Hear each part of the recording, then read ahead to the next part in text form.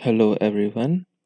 तो यूनिटी के इस ट्यूटोरियल में हम हिंज जॉइंट को समझने की कोशिश करेंगे जो कि यूनिटी में प्रेजेंट एक कंपोनेंट है।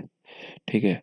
तो सबसे पहले मतलब हम बेसिकली इस पर्टिकुलर पर्सन की वीडियो देखेंगे और उसको समझने की कोशिश करेंगे कि भाई हिंज जॉइंट जो है वो हमारा क्यों यूज़ होता है।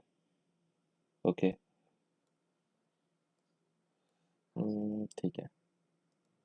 तो सबसे पहले मैं बता दूं कि यूनिटी एक गेम इंजन है। उसके अंदर हिंज जॉइंट जो है वो दो रिजिड बॉडी को कनेक्ट करने के लिए यूज होता है ना। आपने देखा होगा कि हिंज क्या होता है। मैं दिखाता हूँ। हिंज डोर हिंज जो होते हैं जैसे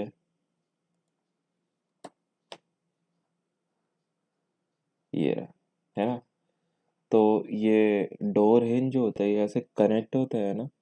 और ये सॉर्ट ऑफ एक डोर को दूसरे डोर से कनेक्ट करने के लिए जो यूज़ होता है ना। तो वही हिंज होता है।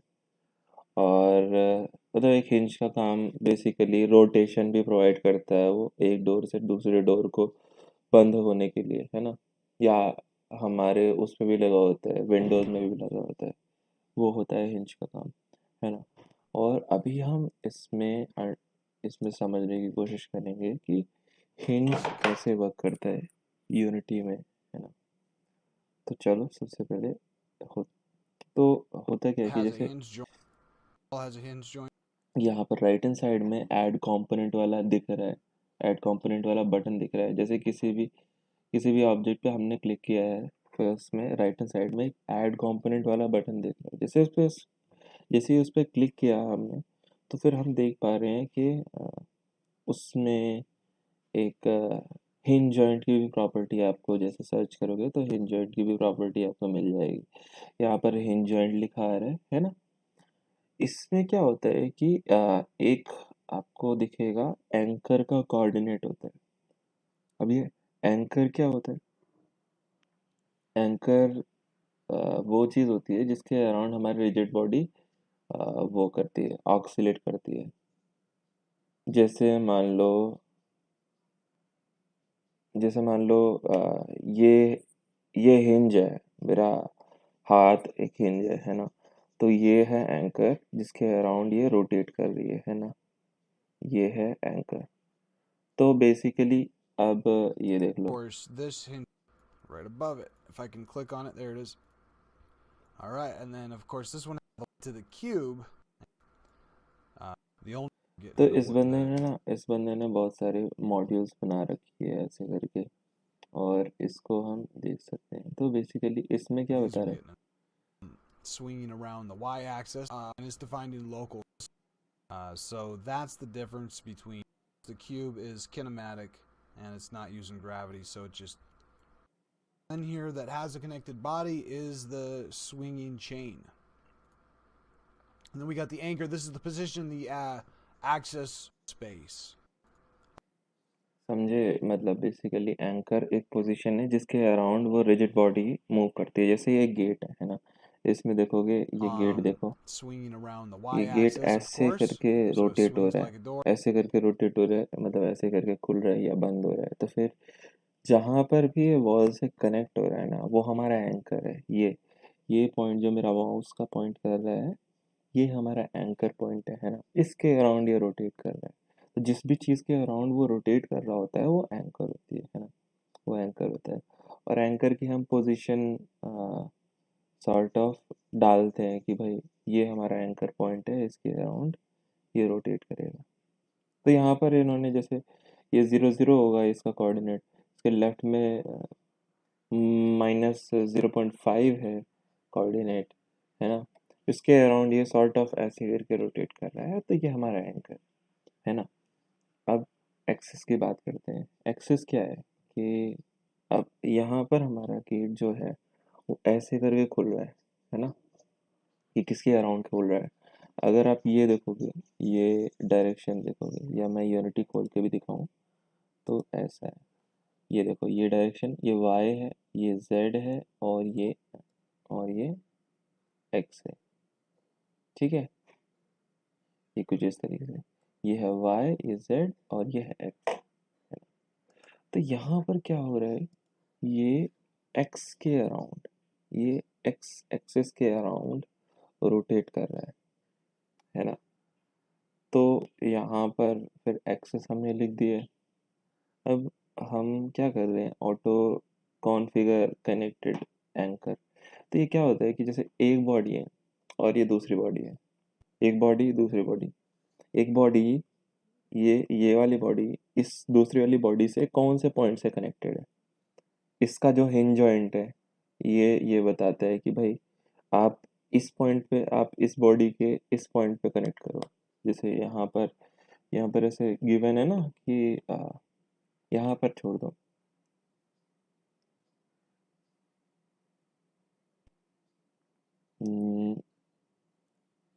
यहाँ देखना, ये अगले ही एग्जाम्पल में ऐसे बताता है, ठीक है। ये देखो, अब इस बंदे ने इस ऑब्जेक्ट पे क्लिक किया है, इस ऑब्जेक्ट के ऊपर ये एरो दिख रहा होगा, ये हमारा है एंकर की डायरेक्शन, ठीक है।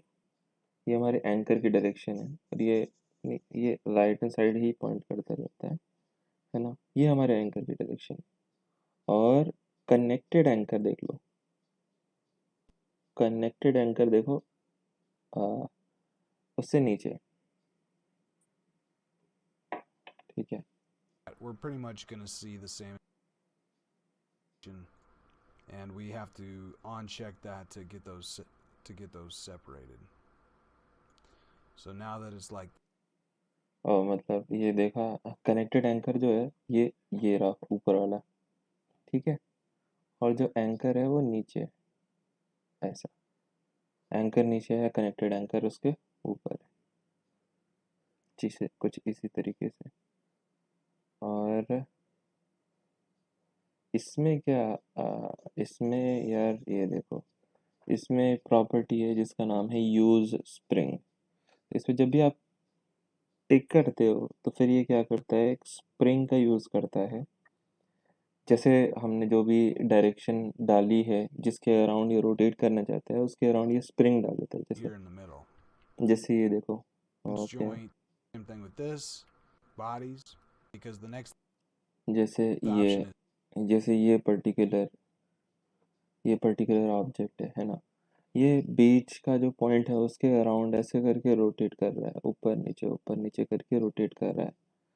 तो ये जो पॉइंट है जिसके अराउंड ये रोटेट कर रहा है, ये स्प्रिंग का यूज़ कर रहा है इन ऑर्डर टू रोटेट, ये स्प्रिंग का यूज़ कर रहा है इन ऑर्डर टू रोटेट, है ना। और देखना spring. इसमें, On this, reach for the, अब जैसे इसने स्प्रिंग देखो, ये मैं so पूरा the अच्छे से दिखा देता spring हूँ। is being used.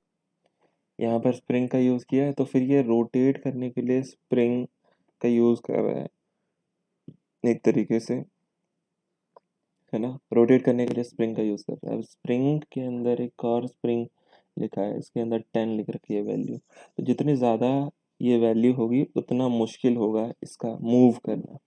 अगर इसकी वैल्यू 1000 रख देंगे तो फिर ये जो हमारा ये जो स्लैब है ये स्लो मूव करेगा। डैम्पर क्या करता है कि जैसे हमारा मूवमेंट हुआ, थोड़ा सा मूवमेंट हुआ, है ना, फिर वापस आ रही है बॉडी, फिर दोबारा से जैसे मूव करने वाली होती है, तो ये डैम्पर इसको स्लो कर देता है। डैम्पर की वैल्यू जितनी ज़्यादा होगी उतना स्लो मोशन, मतलब उतना ज़्यादा कम स्लो मोशन होगा। टारगेट पोजीशन क्या होती है, टारगेट पोजीशन ये एक एंगल है। अब हमने इसको बोल दिया है 90 डिग्री, यहाँ पर लिख दिया 90 डिग्री। तो ये जो स्लैब है ये हमारे यहाँ से 0 डिग्री बना रहा है, ऐसे करके ये 90 डिग्री तक ही जाएगा, ठीक है। उसके बाद ये 91 डिग्री, 92 या 108 डिग्री नहीं जाएगा, ये 90 डिग्री ही जाएगा, ठीक है।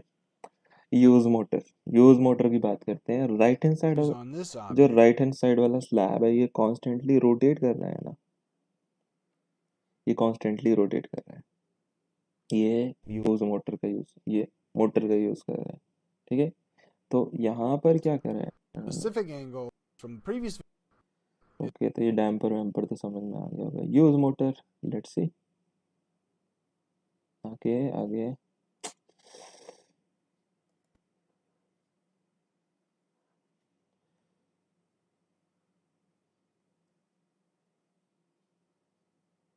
ओके, Try to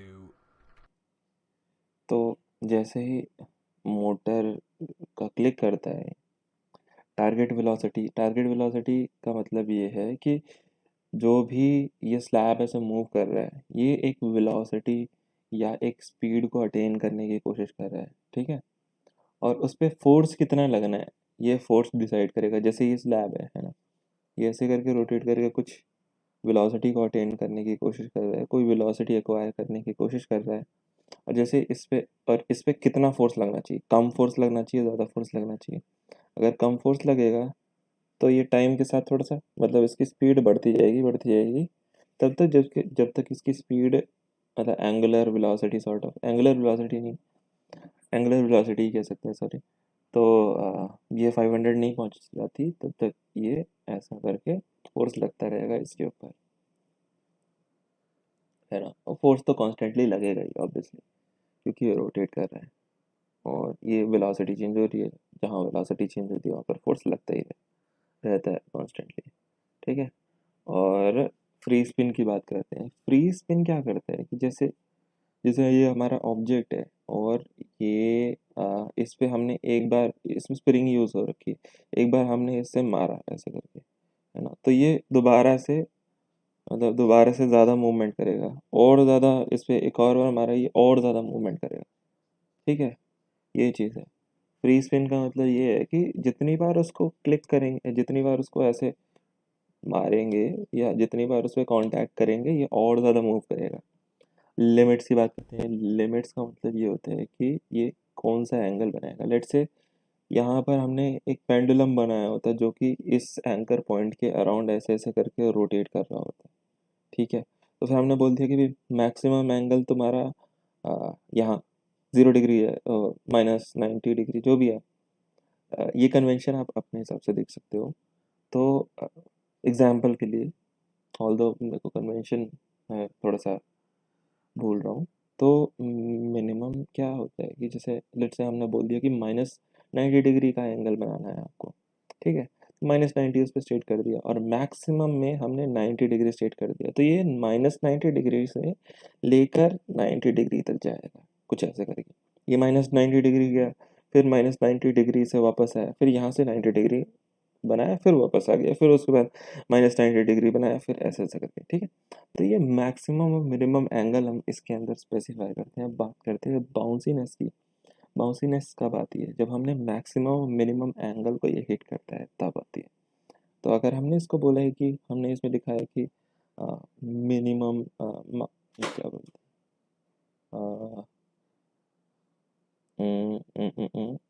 हम इसको बोलते हैं कि मिनिमम एंगल जो है वो हमारा -90 डिग्री है। तो जैसे ही -90 डिग्री को टच करता है ना, इसके बाद ये दोबारा से 90 डिग्री नहीं जाता है। इसके बाद ये थोड़ा सा उससे आगे आएगा। अगर बाउंसीनेस 0 है तो दोबारा से 90 डिग्री जाएगा, और बाउंसीनेस 1 है तो फिर एक बार 90 डिग्री गया, फिर वो वापस रुक जाएगा, समझ रहे हो। तो कुछ इसी तरीके से डैम्पिंग की तरह है ये, लेकिन इसका ये है कि बॉडी का जो ऑब्जेक्ट का जो मोशन है वो रिस्ट्रिक्ट हो जाएगा टाइम के साथ में।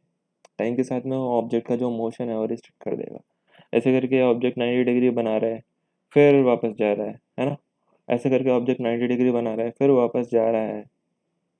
फिर उसके बाद बाउंसीनेस क्योंकि लेट से 0 से ज़्यादा है, तो फिर ये दूसरी बार ये 90 डिग्री नहीं टच करेगा, ये 80 डिग्री टच करेगा, फिर ये वापस चला जाएगा, है ना। फिर उसके बाद 80 डिग्री भी नहीं टच करेगा, ये 70 डिग्री टच करेगा, फिर वापस चला जाएगा। बाउंसीनेस का यही है चीज़।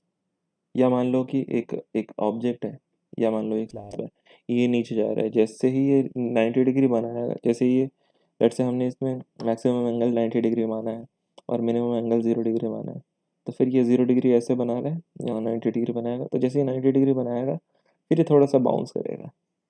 जब वो बाउंस, जितना बाउंस इसको करना है ना, ये बाउंसीनेस में लिखा है, बाउंसीनेस का यूज़ होता है। कॉन्टैक्ट डिस्टेंस यार देखो, कॉन्टैक्ट डिस्टेंस अगर हम इसमें 0 करते हैं ना, तो आगे देखो,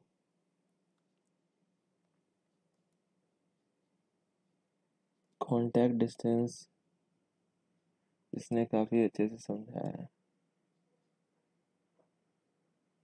तो ये रहा, ठीक है। अब यहाँ पर इसने कॉन्टैक्ट डिस्टेंस जो है ये 0.5 0 पॉइंट मतलब कुछ कुछ कर दिया लेट्स से। ये जो हमारा ऑब्जेक्ट है, ये दूसरे ऑब्जेक्ट के कांटेक्ट में एकदम ज़ीरो नहीं आता है। ये कुछ एरर वैल्यूज़ होती है, उसके अराउंड आता है, ठीक है। मतलब उसके बीच में थोड़ा-सा गैप ज़रूर होगा, या तो 0.01 का होगा या 0.1 का होगा, जैसा भी हम स्टेट करेंगे। अगर इसमें 1 लिखते हैं, इसका मतलब ये किसी भी ऑब्जेक्ट के जो जैसे इसके पास होगा, उससे ये 1 डिग्री के स्पेस के बीच में आएगा, ठीक है। ब्रेक फोर्स हमने इसमें इन्फिनिटी डाल रखा है। ब्रेक फोर्स का मतलब ये है कि अगर कोई ऑब्जेक्ट ऐसे हिंज में रोटेट कर रहा है, तो इसमें हमने 10 डाल दिया, तो फिर हम इसके ऊपर जैसे ही 10 न्यूटन का फोर्स डालते हैं, तो ये ब्रेक कर जाएगा, ठीक है। ब्रेक टॉर्क का क्या मतलब होता है कि जैसे ये ऑब्जेक्ट रोटेट कर रहा है और हमने इसमें 10 न्यूटन डाल दिया, तो 10 न्यूटन में जैसे टॉर्क फोर्स चलेगा या उससे ज़्यादा का फोर्स लगेगा, ये टूट के नीचे गिर जाएगा। और जैसे ही टूट के नीचे गिर जाता है, ऐसे हिंज जॉइंट जो है, समझ लो वो प्रॉपर्टी हट गई है, ठीक है। वो वैलिड बिल्कुल नहीं है यहाँ से। इनेबल प्री प्रोसेसिंग का यही मतलब होता है। जैसे हमारा ये रिजिड बॉडी है जिसमें फ्रीज पोजीशन है या फ्रीज रोटेशन, जैसे हम इसकी फ्रीज पोजीशन करते हैं जेड एक्सिस से। हम इसकी फ्रीज पोजीशन को 0 डालते हैं, मतलब सॉरी, हम इसकी फ्रीज पोजीशन पे जेड को चेक करते हैं। इसका मतलब कि ये ऑब्जेक्ट है, ये जेड डायरेक्शन में मूव नहीं कर सकता, ठीक है। तो ऐसे में प्री प्रोसेसिंग अगर हम इनेबल कर देते हैं, तो फिर काफ़ी ज़्यादा हेल्पफुल होता है। ये कुछ ऐसे ही इसने ट्यूटोरियल बना रखा है जो कि काफ़ी ज़्यादा हेल्पफुल है।